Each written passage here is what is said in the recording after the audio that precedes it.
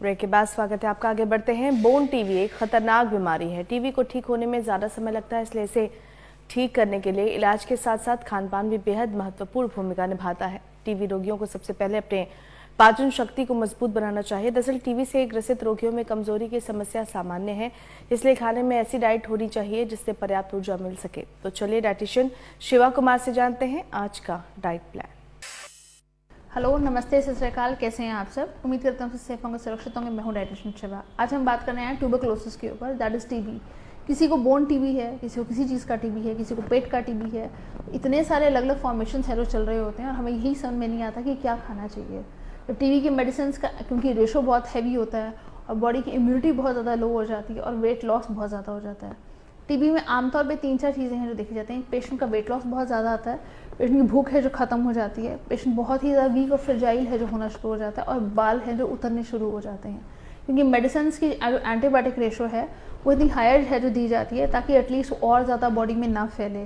पर उसमें जो दिक्कत आती है वो ये कि गुड सेल्स भी हैं जो डैमेज होते हैं और बॉडी को रिकवरी टाइम है जो थोड़ा प्रोलॉन्ग होना शुरू हो जाता है।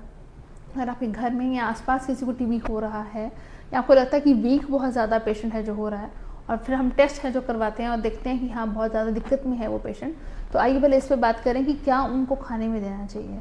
जब भी आपको कोई टीबी का पेशेंट दिखता है, उनको एक चीज़ समझनी पड़ेगी कि उनकी भूख है जो ख़त्म हो जाती है। उनकी बॉडी के ऊपर एक तो एंटीबॉडी का रेशो बहुत हायर है, एक तो बॉडी फ्रेजाइल बहुत ज़्यादा हो जाती है, प्लस आपको कुछ काम करने का दिल नहीं करता। आपको एक आदत होती है अपने आपको स्ट्रक्चर को देखने की कि yes I look this way, but आप अगर अपने आप को बुढ़ापे में भी देखने लगते हैं तो काफ़ी लोग उसको एक्सेप्ट नहीं कर पाते। तो जब आप इतने वीक हो जाते हैं, 30 kg 35 kg आपका वेट है जो रहने लग जाता है, हम अपने आप को सोशली एक्सेप्ट नहीं करते और उस डिप्रेशन में है जो चले जाते हैं। सो वहाँ पे दिक्कत आनी शुरू होती है कि हम खाना खाना रिलक्टेंट हो जाते हैं कि क्या करना है, किसके लिए जीना है। ऐसी चीज़ें पेशेंट के दिमाग में आने लग जाती हैं और पेशेंट अपना को टोटली कट ऑफ कर जाते हैं सोसाइटी से। तो आइए पहले ये समझें कि वो लोग क्या जूझ रहे होते हैं, उन्हें क्या खिलाना चाहिए उस सब में। सीड्स का रेशो है जो हायर करना चाहिए।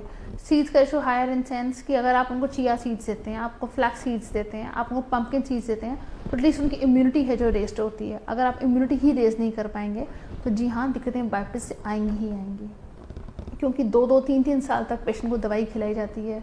और अगर आप 2 या 3 दिन का लैप्स या तो 1 दिन का भी लैप्स आता है तो दोबारा से साइकिल है जो रीस्टार्ट करनी पड़ती है। तो आपको ये समझ में आना चाहिए कि एक चीज़ है जो बहुत ज़्यादा प्रोलॉन्ग चल रही है, तो बॉडी की इम्यूनिटी को बूस्ट करने के लिए आप बादाम के साथ दाखें हैं जो यूज़ कर सकते हैं, अंजीर का सेवन है जो किया जा सकता है, अखरोट का सेवन है जो किया जा सकता है, लेकिन इनको डिप फॉर्म में कीजिए क्योंकि बॉडी में हीट बहुत ज़्यादा हाई हो जाती है। इससे लस्सी, नारियल पानी है जो दे सकते हैं इन पेशेंट्स को। अगर आपको लगता है कि उनको बहुत ज़्यादा कफ या बलगम बननी शुरू हो जाती है तो लस्सी और नारियल पानी का सेवन है जो बंद कर दीजिएगा। लेकिन अगर फ्रूट देना है तो भी उसे कद्दूकस फॉर्म में करके दीजिए। अगर एक एप्पल का इतनी सी फाड़ी है जो दी जाएगी तो पेशेंट खा नहीं पाते हैं, उनको लगता है कि नहीं दिल कर रहा, लेकिन कद्दूकस करके इजीली च्यू करवाएंगे पेशेंट तो वो ईजी रहता है खाने में। क्यों? क्योंकि आपने कद्दूकस करके उसका फॉर्मेशन है जो चेंज हो गया और पेशेंट को मेहनत नहीं करनी पड़ती। क्योंकि वो पेशेंट इतने रिलक्टेंट हो जाते हैं और इतने फ्रेजाइल हो जाते हैं कि प्रॉपर फूड भी है नहीं खा पाते और फ्रूट भी उनको खाना एक टफ जॉब है जो लगता है। तो इन चीज़ों पे ध्यान दीजिए। आप चाहें तो उन्हें गिलोय वाला पानी है जो ऐड कर सकते हैं, कभी भी दिन में ऐड कीजिए, बट थोड़ी थोड़ी मात्रा में पानी अपना बॉडी को रिहाइड्रेट करते रहिए, क्योंकि बॉडी में इतनी ज़्यादा हीट प्रोडक्शन है जो हायर होनी शुरू हो जाती है, जिसके कारण इतनी दिक्कतें हैं जो आनी शुरू हो जाती हैं। लास्ट ऑफ ऑल, इनको मीठे खाने की क्रेविंग बहुत ज़्यादा होनी शुरू हो जाती है, तो थोड़ा सा गुड़ है जो दिया कीजिए, बट बहुत ज़्यादा नहीं देना है।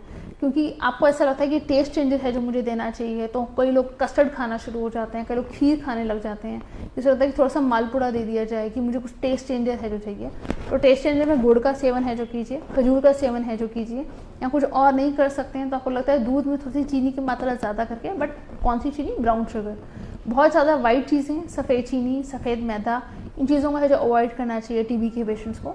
अबव ऑल, आपको लगता है कि जहाँ पे आपको खुशी मिले, आपको सैर करके खुशी मिलती है, क्योंकि हो नहीं पाती, तो आप उनके साथ टाइम स्पेंड कीजिए, उनको सिर्फ ग्रीनरी में लेके जाइए ताकि वो अपने आप को इतना लो मत ले जाएं कि वो कुछ खाना ही है जो बंद कर दें।